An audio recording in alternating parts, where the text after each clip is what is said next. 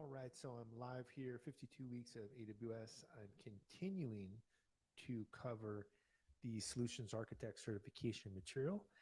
And today I'm going to talk about securing user and application access, probably one of the most timely topics that we can discuss for cloud computing.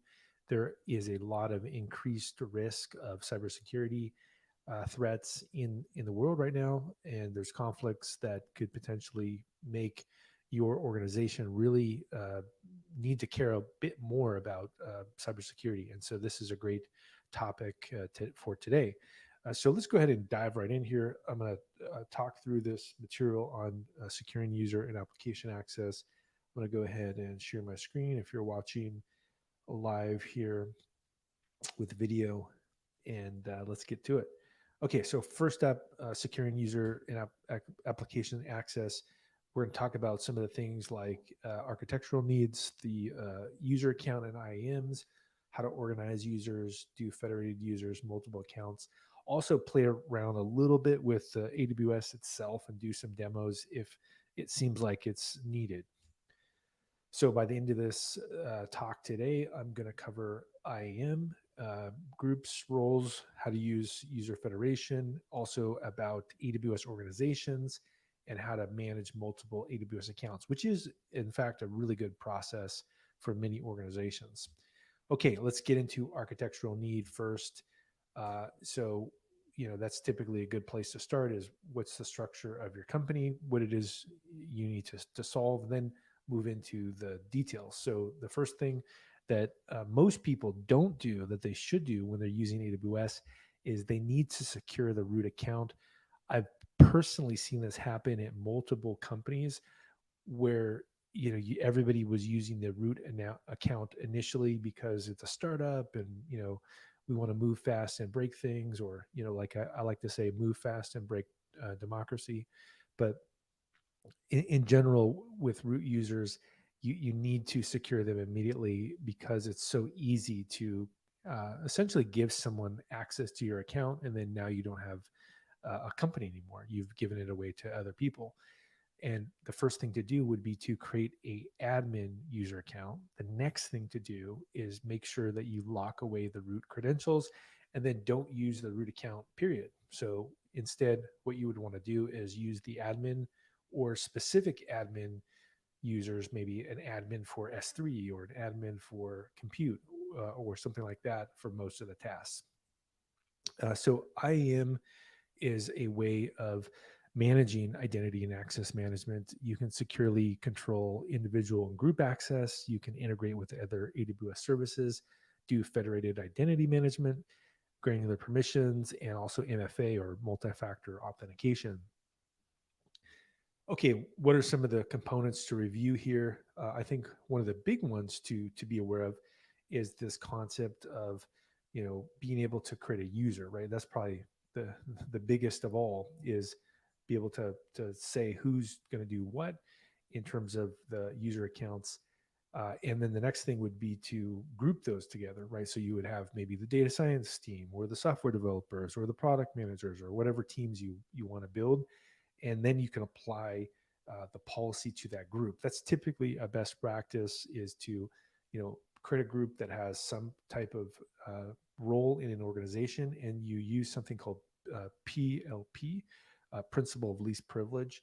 So you don't give everybody admin access. You just give that group the access they need, and it's better for them and it's better for your company because you don't want to create unnecessary vulnerabilities. The other thing to be aware of is something called IAM policy, and you can assign a policy as well that actually restricts things on a basically what resource can be accessed and then the level of access to each resource. So for example, S3, you could define a policy that says it's read-only.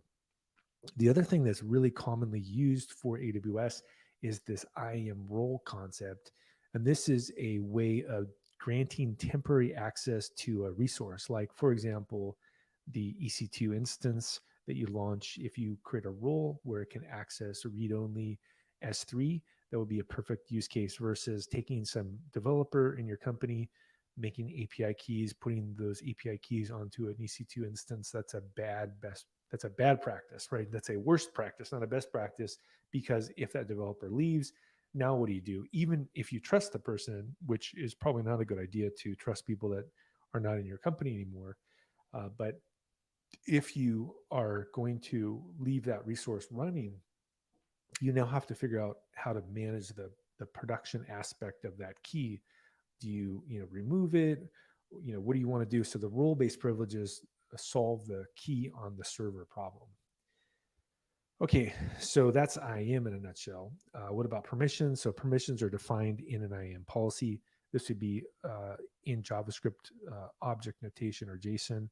And the best practices, as I mentioned before, is follow the principle of least privilege. There's two types of policies. There's an identity-based, so you attach it to an IAM principle, and there's resource-based, which is you attach it to an AWS resource.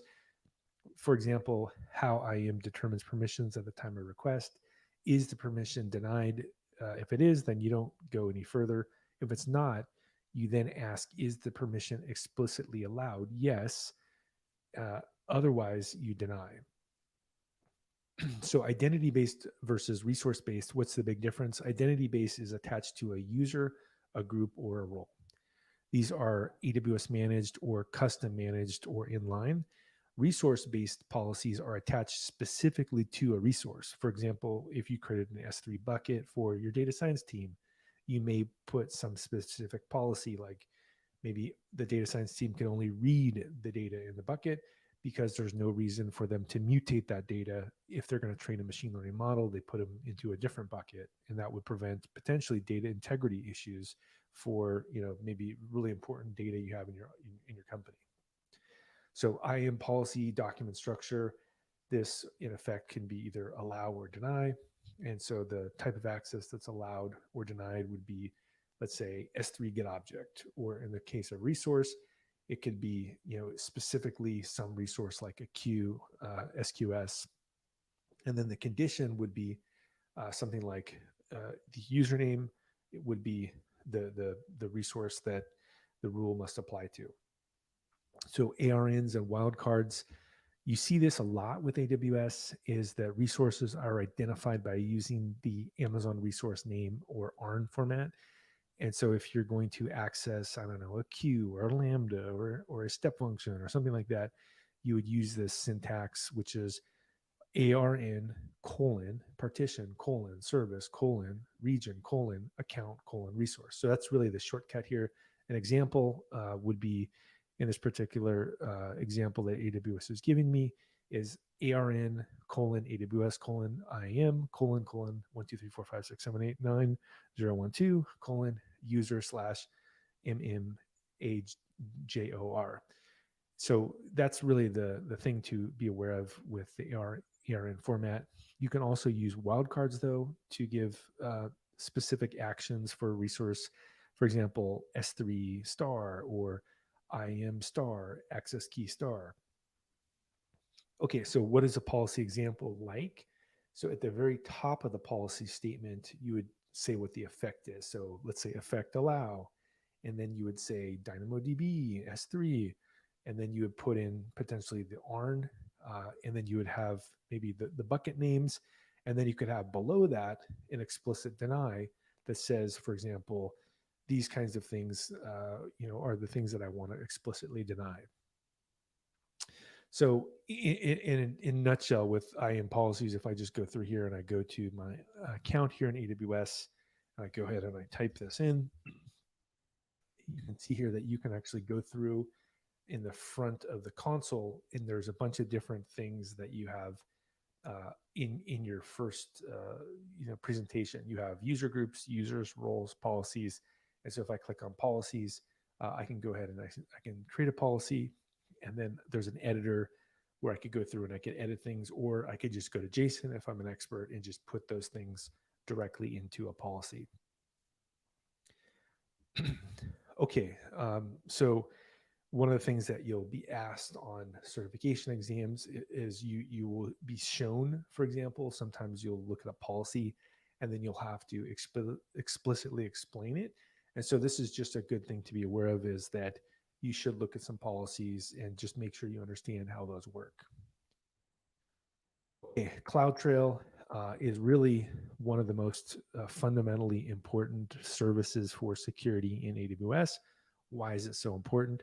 Well, it's because it is what logs and monitors user activity, and it provides an event history for AWS accounts. So this would be things like AWS Management Console, SDK, AWS CLI. It also increases visibility into user and resources. It has a 90-day event history by default. It shows who accessed your account. So that's really important if you wanted to look at maybe some rogue API calls, like who's doing this. It'll explicitly tell you who did it, when and from where, and then also what is it that they did. And it's a helpful tool to do security analysis, and then also figure out if there were calls that were blocked, for example, like were your IAM policies really working, which is a great way to test your security, right? Is to make sure that they are blocked when you have them blocked. So if we go over to CloudTrail here and I take a look at it, you can see an example here is that basically I could go through here and look at all the different events in the event history. We see that there's a console login, there's a log stream, put evaluations, all these kinds of things you can look at, which is pretty nice. You can even look at things like insights, where it may tell you some neat little things like, oh, look at this, you're getting some kind of behavior, let's go ahead and take a look at it. So it is a great centralized resource that allows you to dig into the details of what's happening with your system. So really a must-have first step to investigate security on AWS. Okay, let's talk a little bit about IAM Groups, which is a way to grant the same rights to multiple users.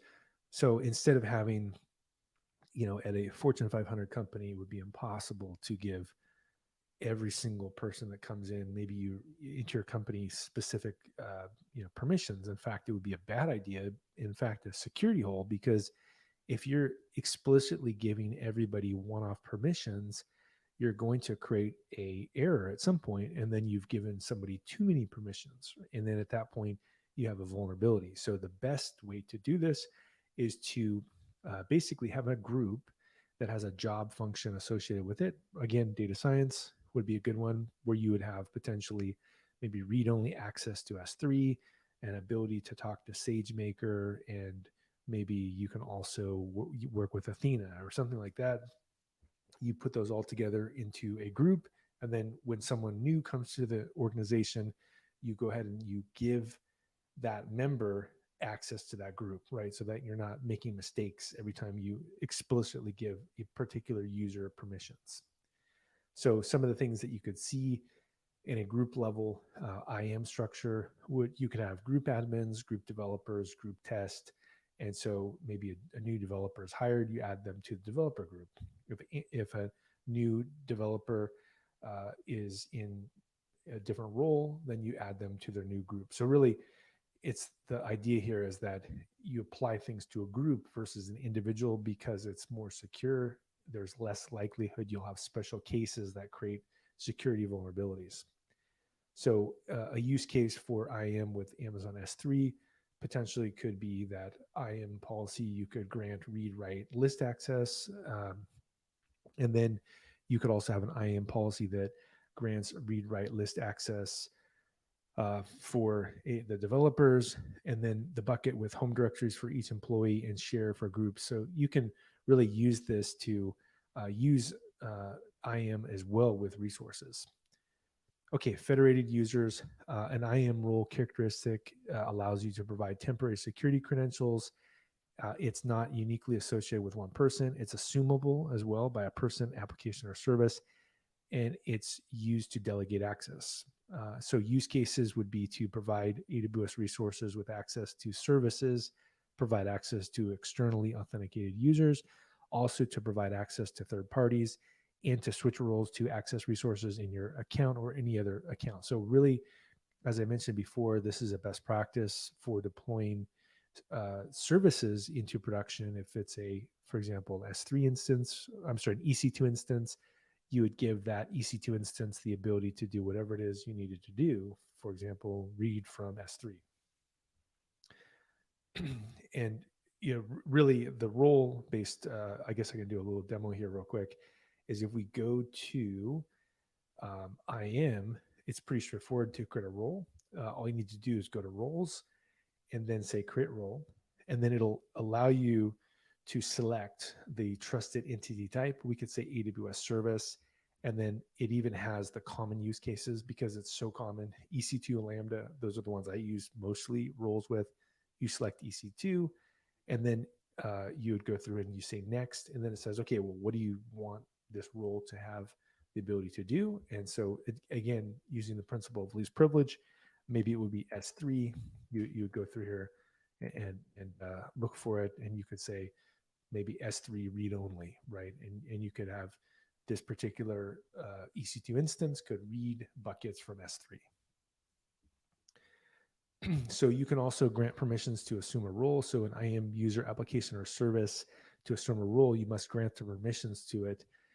There is AWS Service Token Service, AWS STS, and this is a web service that enables you to request temporary limited privilege credentials.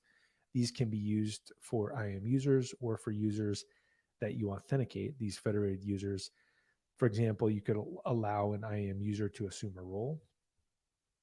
Role-based access control, or RBAC, is a traditional approach to access control, and this is letting users specify permissions based on the job function. So a DBA, right, a database admin, or a distinct IAM role for each permission combination. You can update the permissions by adding access for each new resource. What's the best practice for all this? So tagging is a great way to keep track of things, and this would be a way of basically applying it to a resource across AWS accounts. You could define custom tags, multiple practical use cases, right? You could do billing, access control, like I've used tags quite a bit for things like spot instances. If I'm going to launch a cluster of, let's say, 1,000 machines, I may want to apply a tag programmatically even to a particular resource, so I know how to filter that resource and look at all the different tags associated with it. There's also attribute-based access control, or ABAC, and this is a highly scalable approach to access control. So the attributes are a key value or key value pair.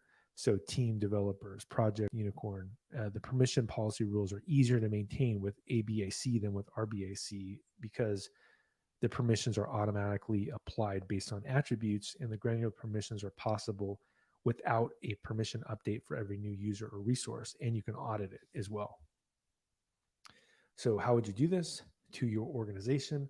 What you would do is you would apply ABAC to your organization by setting access control attributes on identities, requiring attributes for new resources, configuring permissions based on attributes, and also testing new resources or verifying that permissions automatically apply. Okay, externally authenticated users, that's another consideration. And so identity federation is really giving you the ability to have user authentication completed by a system, let's say a corporate directory. It provides a way to allow access to existing identities without creating IAM users. And identity federation options are AWS STS. This would be the public identity service provider, custom identity broker application. Option 2 would be SAML, security assertion markup language, and 3 is Cognito. These are all 3 options. So identity federation with a identity broker, an example would be you have a user that is using the application, and that user accesses a service, and there's single sign-on. The user authenticates to a corporate identity store. The broker retrieves the temporary security credentials from STS and then passes them to the user application. With SAML, you would have user navigate to a URL. They would authenticate. They would return a SAML assertion. The assertion gives you an endpoint for SAML. They're redirected to the console. Cognito is a fully managed service that I've used before in companies, and it provides authentication, authorization, and user management for web and mobile. And it's a identity federation service. it has the ability to federate identities as well. So you can hook it up with Amazon, Google, etc. You can have user pools, so you can maintain a directory with user profiles and authentication tokens. So let's take a look at Cognito real quick. Cognito is pretty slick because you can actually have, basically industrial strength authentication by using Cognito. And so we can see what it says. It says consumer identity management service, and you can create a user pool.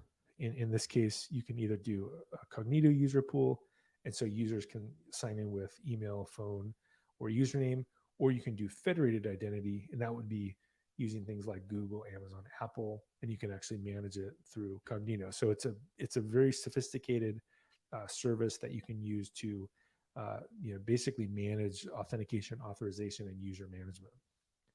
So an example would be you would authenticate, get tokens, you would redirect back to your application, you would exchange tokens for credentials, and then from there, you would go ahead and access some service, right? And that's how a typical auth flow would work with something like Cognito, where it needs to talk to some maybe resource in AWS. Okay, what about multiple accounts? So very similar is that people would have multiple AWS accounts, and there's a couple different architectural patterns. Most organizations choose to create multiple accounts, multiple VPCs in a single account is one option, or multiple accounts where each VPC is in each account. So maybe you would have the development account, the test account, and the production account. The reason for doing this is so that you can isolate business units or departments. Maybe you don't want your development team to push things into production without using the infrastructure as code. You can isolate auditing data and recovery, and you can separate accounts for regulated workloads. And you can also have cost alerts for a business unit. So this is typically a good idea, especially as you get into larger organizations. So what are some of the challenges though? Well, IAM policy replication can be an issue, right? If you have a certain set of things in one development account, how do you replicate those same policies, for example, in a production account? Creating a lot of accounts. This could be manual billing consolidation. So really you need some kind of centralized control if you have multiple accounts. So how would you do this? Well, one way to do it is to use AWS Organizations. This is a centrally managed service that allows you to enforce policies across multiple AWS accounts. So you can do group-based account management, policy-based access, and automated account creation and management, including consolidated billing, and it's all API-based. So what does AWS Organizations really do in a nutshell? It's a hierarchy of OUs or organizational units. You assign accounts to the OUs, you define a service control policy or SCP, and then you attach the SPCs to the root, the OU, or the account. So really it's a hierarchical permission structure for multiple accounts. Okay, so if we just go down to some use cases, characteristics of service control policies, they enable you to control which services are accessible to an IAM user. They can't be overridden by the local admin. The policies are defined in individual accounts as well. So examples of using this SCP or service control policy would be to create a policy that blocks service access or specific actions. So for example, you could say that users can't disable CloudTrail auditing, right? Because you need to see what's happening for your compliance. You could also create a policy that allows full access to specific services. So maybe full access to EC2. You could also create a policy that enforces tagging of resources. So in a nutshell, most companies do use multiple accounts to isolate business units, and AWS Organizations is how you would do that. And you could control them or configure them using SCPs. So in a nutshell, I think the big takeaways here to just wrap things up are that AWS IAM users, groups, and roles are really important to know for security. And also it's important to know about federation. And also it's important to know about how to manage multiple accounts using AWS Organizations. So that's really it for me today. And what we're going to cover next week is, let's see here, I believe we were on, if I go get out of here, we were on today, securing user and application access, and we'll go next week. We're going to get into implementing elasticity, high availability, and monitoring. So we're making lots of great progress. We're probably roughly halfway through here of all of the certification material for AWS Solutions Architect. So see you next week with another 52 weeks of AWS, and we'll continue working on the Solutions Architect material.